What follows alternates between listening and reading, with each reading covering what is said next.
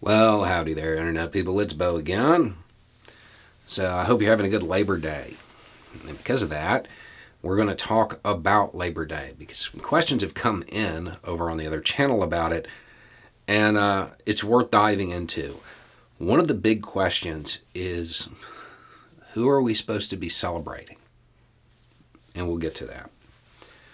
Okay, so the origins. The first Labor Day was September 5th, 1882 in New York. I know some people are going to argue that.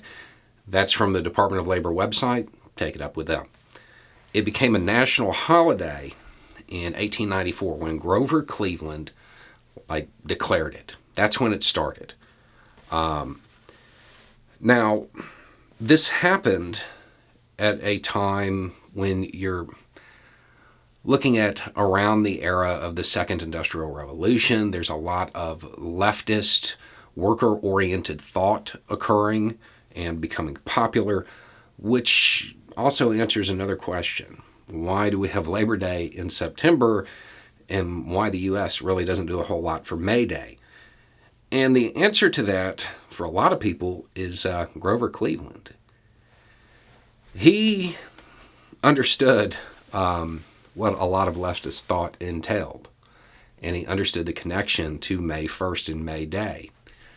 So he thought it would be better to go with the September Day as the national holiday because he believed if they made May Day a national holiday with the labor roots, that it would basically just constantly turn into a thing of celebrating leftist thought, which wasn't something he wanted.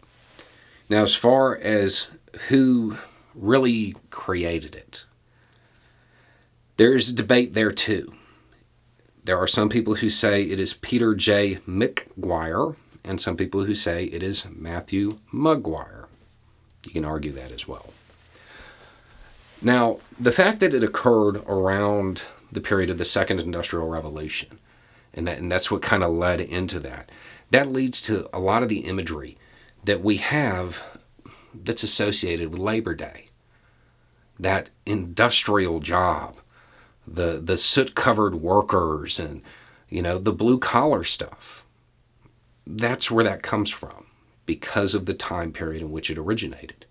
And that imagery has stayed true throughout it. And that leads to that question. What's a Labor Day for? Is it for labor, the worker, or is it for the labor movement? And if it's for the labor movement, who are we supposed to honor? And if you're looking for a way to honor the labor movement, yeah, you could look to Blair Mountain, you could look to Eugene Debs, Addie Wyatt, Cesar Chavez, Mother Jones, or you. And there are a lot of people who, when you say that, they hear it and they're like, well, I don't really know, I'm not part of a union. Yeah, unions are the backbone of the American labor movement. But when they achieve something, does it stay there? The labor movement in the United States gave us the weekend, an end to child labor, the 40-hour work week, unemployment, workers' comp insurance, the 8-hour work day, protective equipment at your job, the minimum wage. All of these things, sure, they originated in the labor movement, but they benefit all workers, right?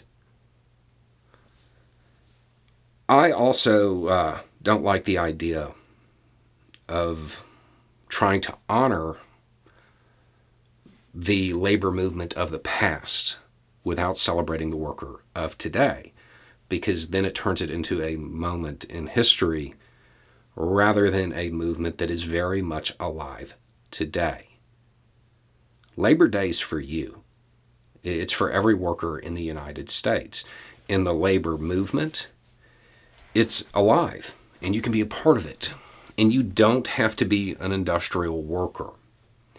There's that image, because of the time when all of this came about, And that's what gets associated with unions. That's what gets associated with labor in general. However, today, there's teachers' unions. There's nurses' unions. And yes, there are unions for baristas because it's for all workers.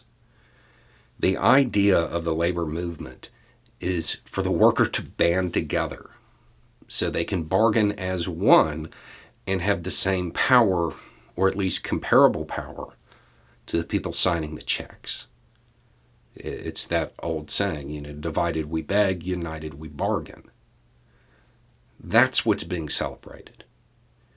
The labor movement as a whole, which includes, all of the leaders of old, all of those previous wins, but also the worker of today and the movement of today.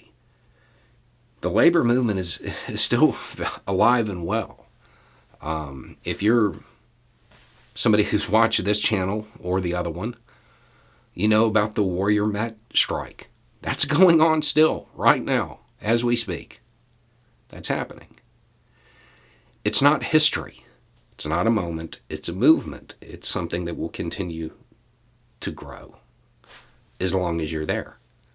As long as you, the American worker, continue to push for better conditions, for a better standard of living, and you do it in a united fashion. That's American labor. And it's one of the few things that kind of levels the playing field for you. Anyway, it's just a thought. Y'all have a good day.